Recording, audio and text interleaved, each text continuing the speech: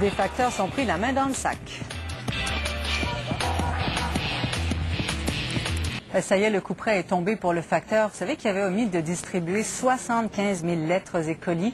Poste Canada le congédie et ça ne s'arrête pas là. Deux de ses collègues écopent aussi. Yvan, c'est qu'en plus de ne pas acheminer le courrier, l'employé congédié se faisait payer pour distribuer celui des autres? Oui, une histoire invraisemblable. Bon, 75 000 lettres qu'on a découvertes chez l'ex-conjointe d'un facteur dans son appartement et puis aussi dans sa voiture. Mais ce qu'on a appris aujourd'hui, c'est que parmi ces 75 000 lettres se trouvait du courrier d'un autre facteur qui rémunérait son collègue pour qu'il le distribue. Donc, Poste Canada a congédié ces deux facteurs et puis l'enquête interne se poursuit à Poste Canada.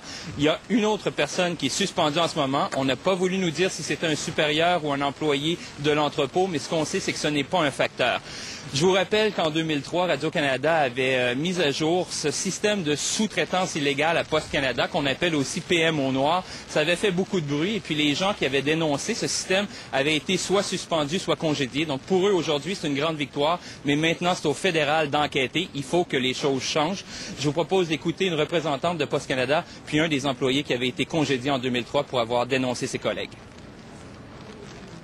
C'est illégal, ça va à l'encontre des politiques internes de Poste Canada. Et comme tous les facteurs savent ça, pertinemment.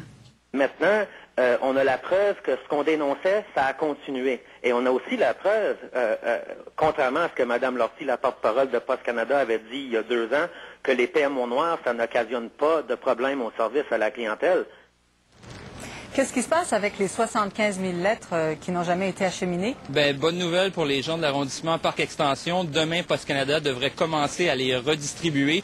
C'est ça, 75 000 lettres dans quelque chose comme 18 succursales qui seront distribuées. Et puis, parfois, ces lettres étaient retournées à 1999. Donc, pour bien des gens, ça fera du bien de recevoir ces lettres, des lettres qu'ils n'ont pas reçues depuis 6 ans.